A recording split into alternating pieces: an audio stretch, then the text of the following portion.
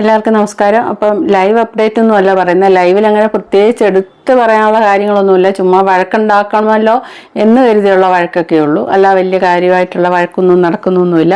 പിന്നെ രേണുസുതി ഇന്നലെ പ്രേക്ഷകരായ നമ്മളോട് ചോദിച്ചൊരു ചോദ്യം ഉണ്ടല്ലോ, പ്രേക്ഷകരെ നിങ്ങൾ പറയുമെന്ന് പറഞ്ഞു. അതാണ് ഇന്നത്തെ വിഷയം. അപ്പോൾ പ്രേക്ഷകരായ നമുക്ക് പറയാനുള്ള അവസരം ഉണ്ടല്ലോ, അതൊന്ന് കേൾക്കാം. ചേച്ചിയുടെ മുഖത്തൂടെ നെറ്റിയുടെ എല്ലാം കുഞ്ഞു കുഞ്ഞു പേരുകൾ അരിച്ചരിച്ചിറങ്ങുന്നെന്ന് അതെന്താണ്? പ്രേക്ഷകരായ നിങ്ങൾ പറ.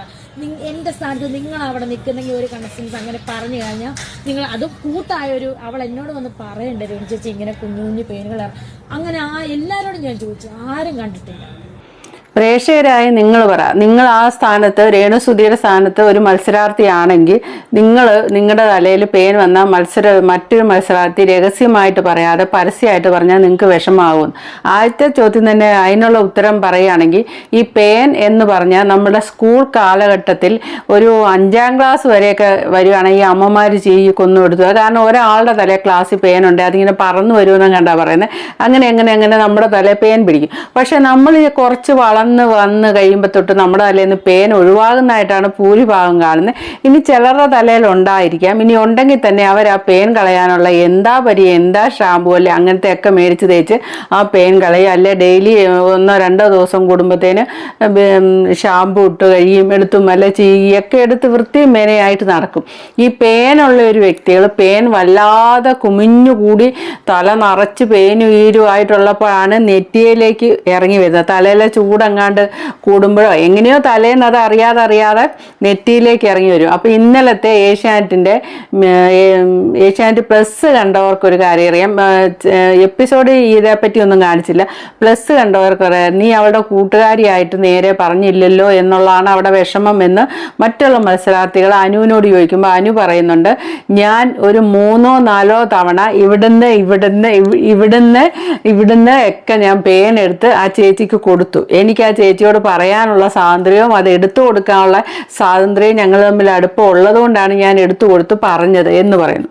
അതുപോലെ ഒരു കട്ടിലേന്ന് എഴുന്നേറ്റ് പോരുമ്പോൾ ആ ബെഡ്ഷീറ്റ് മടക്കി വെക്കുന്നില്ലേ, അത് നമ്മൾ എന്തിനാ പറഞ്ഞു കൊടുക്കുന്നത്? നമ്മളാണ് ഒരു പൊതുവായ സ്ഥലം, ഒരു ഗെയിം ഷോയിൽ പോയി നിന്നിട്ട് മറ്റൊരു മത്സരാർത്ഥി വേണോ രേണുവിനെ ഇത് പഠിപ്പിക്കാൻ? രേണുവിന് ഇത്രയും പ്രായമായില്ലേ? ഈ ബെഡ്ഷീറ്റ് മടക്കി വെക്കുന്ന വീട്ടിൽ നിന്ന് പഠിക്കണം. തലചീകി പേനെ കളയേണ്ടത് വീട്ടിലെ അമ്മ പഠിപ്പിക്കണം, ചെറുപ്പത്തിലേ പഠിപ്പിക്കണം. അമ്മമാർ ചെറുപ്പത്തിൽ ചെയ്യും, പിന്നെ അത് മുതിരുമ്പോൾ നമ്മൾ ചെയ്യും. ഇതൊരു മറ്റൊരു മത്സരാർത്ഥി രഹസ്യമായിട്ട് പറയേണ്ട കാര്യമാണ്. അവനവൻ്റെ ശരീരത്തിന്റെ ഹൈജീൻ, പരിസര ശുദ്ധിയും വ്യക്തി ശുചിത്വവും ശീലിക്കേണ്ടത് നമ്മളിൽ മലയാളികളുടെ സംസ്കാരത്തിന്റെ ഭാഗമായിട്ടേ നമ്മൾ കൊണ്ടു നടക്കുന്ന ഒരു കാര്യം. മറ്റുള്ള നാട്ടുകാരെക്കാട്ടും ഒക്കെ വൃത്തി മലയാളികൾക്കുണ്ടെന്ന്. അതോ ഇനി മലയാളി ആയതുകൊണ്ട് ഞാൻ പറയുന്നതാണോ എന്ന് അറിയില്ല, എൻ്റെ മനസ്സിരിക്കുന്നത് അങ്ങനെയാ. മറ്റുള്ളവരെക്കാട്ടും ഒക്കെ വൃത്തിയും പിന്നെ നമുക്കുണ്ട്. ഇപ്പൊ രേണുസുതിയെ തന്നെ പറയേണ്ട, ഇപ്പോഴത്തെ കുറേ അധികം പെൺകുട്ടികൾ ബസ്സിൽ യാത്ര ചെയ്യുമ്പോൾ നമുക്കറിയാം, ഒരു 5-6 വർഷത്തിന് ശേഷം ഈ മുടിയുടെ ഈ സ്മൂത്തനിങ്, സ്ട്രൈറ്റനിങ്, തേങ്ങ മാങ്ങ എല്ലാം വന്നതിന് ശേഷം ഈ പെൺകുട്ടികൾ ആരും തല നനയ്ക്കത്തില്ല. ജീവനുണ്ട് തല നനയ്ക്കത്തില്ല. ഈ തലയിൽ ഒത്തിരിയും ഗ്രന്ഥികളുടെ സെബം അങ്ങനെ അതും ഇതും എല്ലാം വരുന്നുണ്ട്. ഈ തല നനയ്ക്കാതെ അതിങ്ങനെ ഉണങ്ങിയിരുന്ന തല ഒരാഴ്ച 2 ആഴ്ച കൂടുമ്പോഴേ തനി വൃത്തികേട്. അവർക്ക് അവരുടെ വൃത്തികേട് അറിയില്ല. അവരോടൊപ്പം ബസ് യാത്ര ചെയ്യുമ്പോൾ നിൽക്കേണ്ടി വന്നാൽ ഒരു സ്ത്രീയുടെ ശരീരത്തിൽ നിന്ന് വരുന്ന ഗന്ധം എന്ന് പറഞ്ഞാൽ നമുക്ക് ശ്വാസമുട്ടൽ വന്ന് ഛർദ്ദിക്കാൻ വരുന്ന അവസ്ഥയിലേക്ക് എത്തുക എന്ന് പറഞ്ഞാൽ, ബസ് യാത്ര ചെയ്യുന്ന പുരുഷന്മാർ പറയാറുണ്ടല്ലോ, പണ്ട് പപ്പു പറഞ്ഞ പോലെ ആട്ടുമുട്ടൻ്റെ മണവാന്ന്. രേണുസുതിയെ മാത്രം പറയണ്ട, ഇപ്പോൾ ഉള്ള പല പെൺകുട്ടികൾ ചെയ്യുന്ന തല നനയ്ക്കില്ല. തലയിൽ എന്തൊക്കെയോ ഭാഷ, അതിൻ്റെ കൂടെ എന്നിട്ട് മുഷിഞ്ഞ ഡ്രസ്സായിരിക്കും. യൂണിഫോം ആണെങ്കിൽ യൂണിഫോം അലക്കിയിട്ട് കാലങ്ങളായി കാണും, 1-2 യൂണിഫോം കാണുള്ളൂ. എന്നിട്ട് അതേ കുറെ സ്പ്രേ വാരിയങ്ങ് അടിക്കും. സ്പ്രേ അടിച്ചിട്ട് പിന്നെ ഈ വിയർപ്പും സ്പ്രേയും ഈ തല വിയർത്ത് കഴിഞ്ഞാൽ തലയിൽ ഒരു അസഹ്യമായ ഗന്ധം വരും. അതിപ്പോൾ നമ്മൾ പട്ടിയും പൂച്ചയൊക്കെ വളർത്തും പറയത്തില്ല, അതുങ്ങളെ കുളിപ്പിക്കാതെ കുറേ ദിവസം കഴിഞ്ഞാൽ ഒരു മണമില്ലേ, അതേപോലെ തന്നെയാണ് ഈ തലമുടി നനയ്ക്കാതെ കൊണ്ടുവരുന്നത്. തല നനയ്ക്കാത്ത ഒരു ഫാഷൻ കേരളത്തിലെ പെൺകുട്ടികൾ കൊണ്ടുപോകുന്നുണ്ട്. രേണുസുതി അതിൻ്റെയൊക്കെ ഭാഗം. അപ്പോൾ തല നിറച്ച് പേനായിട്ട് പേൻ ഇറങ്ങി വരിക എന്ന് പറഞ്ഞാൽ പേന് തിന്നാനുള്ള സാധനങ്ങൾ തലയ്ക്കുള്ളിൽ അത്രയുണ്ട്. അതുകൊണ്ടാണ് പേൻ പെറ്റുപെരുകി ഒരു ഇതായിട്ട് ഇങ്ങനെ. അപ്പോൾ രേണുസുതിയോട് അനു ഇതെല്ലാം ക്ലാസ് എടുത്ത് കൊടുക്കണോ രഹസ്യമായിട്ട്? എന്തിൻ്റെ കാര്യം? ഒരു കാര്യമല്ല, പരസ്യമായിട്ട് പറഞ്ഞതിന് കുഴപ്പമില്ല. പിന്നെ അതിൻ്റെ അടുത്ത മറുപടി എന്താണെന്ന് ചോദിച്ചാൽ, ഈ ഗെയിം ഷോയിൽ എവിടെയാണ് ഈ രഹസ്യം?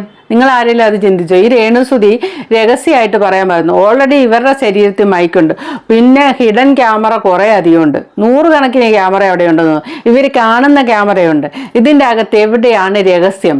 അത് എവിടെ നിന്ന് അനു രേണുസുതിയോട് പറഞ്ഞാലും അത് നമ്മളെ കാണിക്കണമെന്ന് ബിഗ് ബോസ് ഓർത്താ. എഡിറ്റ് ചെയ്ത് വിട്ടാൽ എഡിറ്റ് ചെയ്ത് വിട്ടു, ഇല്ല നമ്മളെ കാണിക്കണമെന്ന് ബിഗ് ബോസ് ഓർക്കുകയാണെങ്കിൽ നമ്മൾ ആ സീൻ കണ്ടിരിക്കും. ഒറ്റ സീൻ ബിഗ് ബോസിനെ അവർക്ക് ആ ബാത്റൂമിനുള്ളിൽ കയറി അതിൻ്റെ ആ കഥ അടച്ചിട്ട് മാത്രമേ ഉള്ളൂ ക്യാമറ ഇല്ലാത്ത.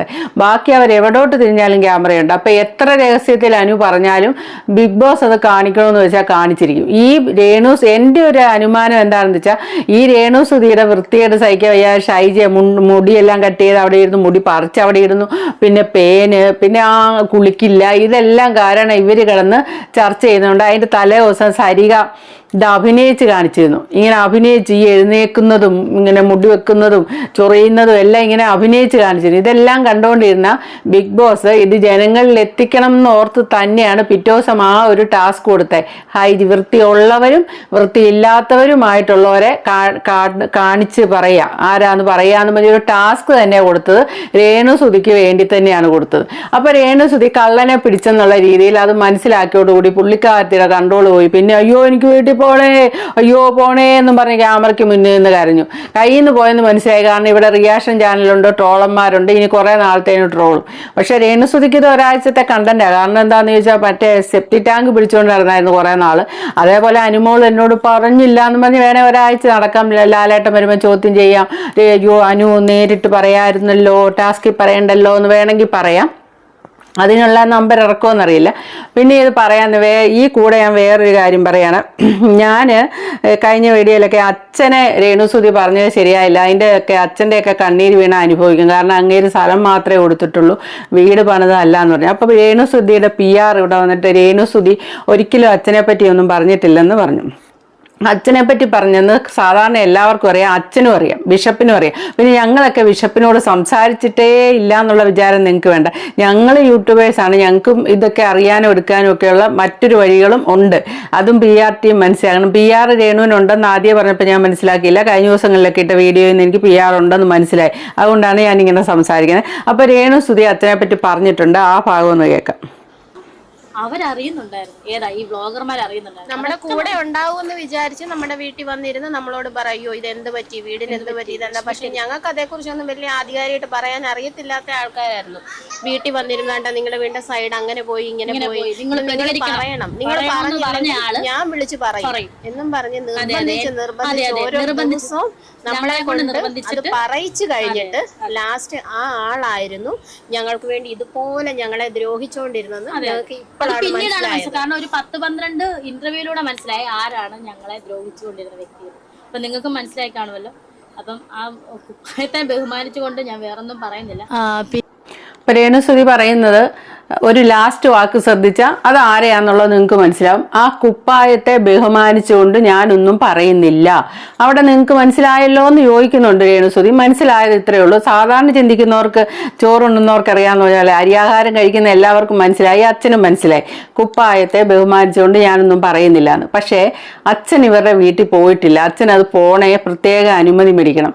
അച്ഛൻ്റെ സ്ഥലത്ത് പണിത് കൊടുത്ത വീടാന്ന് പറഞ്ഞിട്ട് കാര്യമില്ല, അച്ഛൻ അവിടെ പോയിട്ടില്ല. അപ്പോൾ അച്ഛൻ പറയുന്നത് തങ്കച്ചൻ ചേട്ടൻ വഴിയെ പോകുമ്പോൾ അച്ഛനോട് സംസാരിക്കും.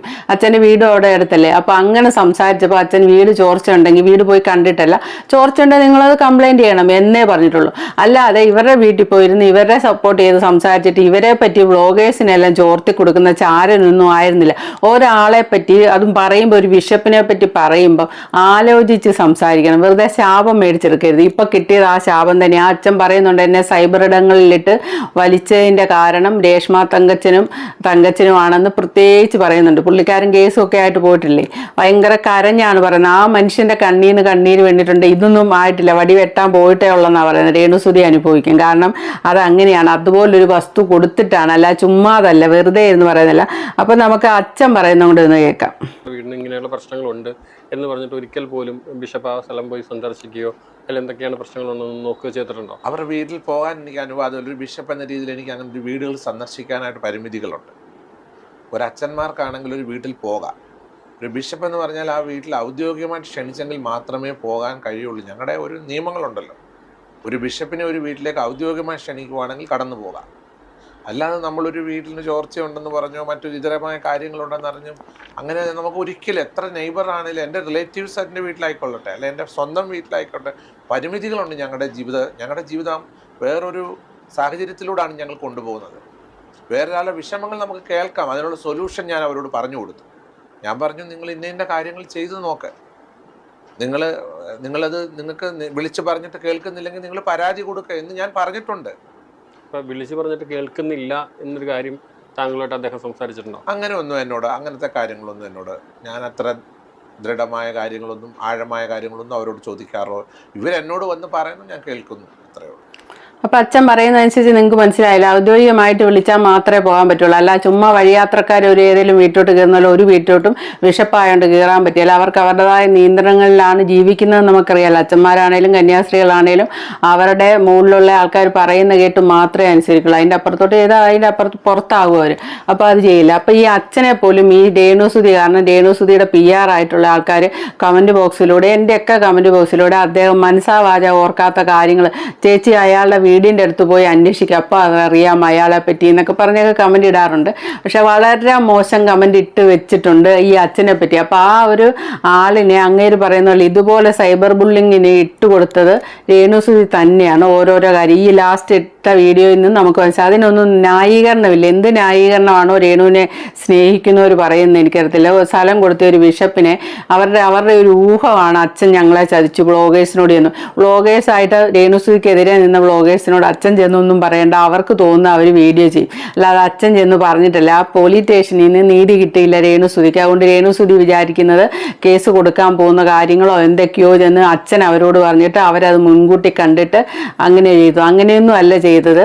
തൃക്കൊടിത്താനം പോലീസ് സ്റ്റേഷനിൽ എങ്ങാണ്ടാ പോയ രേണുസുതിയുടെ നാടാണത്. ആ നാട്ടിൽ രേണുസുതിക്ക് ഒരു നിലയും വിലയും ഉണ്ടായിരുന്നെങ്കിൽ ആ പോലീസ് സ്റ്റേഷനിൽ നിന്ന് ഒരു വില കിട്ടും. പിന്നെ മറ്റൊരു കാര്യം, നമ്മുടെ സമൂഹത്തിൻ്റെ ഒരു വ്യവസ്ഥിതി അനുസരിച്ച് ഒരു പോലീസ് സ്റ്റേഷനിൽ പോകുമ്പോൾ അതിന് മുന്നേ ആരെ കൊണ്ടെങ്കിലും വിളിച്ച് പറയിപ്പിച്ചിട്ടൊക്കെ പോകണം. അതിൻ്റെ മുകളിൽ അല്ലെ ഒരു മാന്യതയും കിട്ടുകയില്ല, ആണായാലും പെണ്ണായാലും. അതാണ് നമ്മുടെ കേരളത്തിൻ്റെ ഒരു വ്യവസ്ഥിതി. എടാ പോടാന്നുള്ള വിളിയായിരിക്കും പോലീസുകാർ പിന്നെ വിളിക്കുക. ആരെങ്കിലും ഉയർന്ന ഉദ്യോഗസ്ഥൻ റെക്കമെൻഡ് ചെയ്തിട്ടുണ്ടെങ്കിൽ മാഡം എന്നൊക്കെ അവർ വിളിച്ച് നല്ല മാന്യമായ രീതിയിൽ സംസാരിക്കുക. അപ്പോൾ രേണുസുതി അതൊന്നുമില്ല, പോലീസ് സ്റ്റേഷനോട്ട് കയറി ചെന്നതിൻ്റെയാണ് അന്ന് അതുണ്ടായത്. അതിന് അച്ഛനെ പിടിച്ച് കുറ്റം പറഞ്ഞിട്ട് കാര്യമില്ല. അച്ഛൻ നേരത്തെ എല്ലാ വിവരവും പറഞ്ഞു കൊടുത്തതിൻ്റെ പേരിലാണ് അങ്ങനെ ഉണ്ടായ. വ്ളോഗേഴ്സിനോട് പറഞ്ഞു വച്ച്.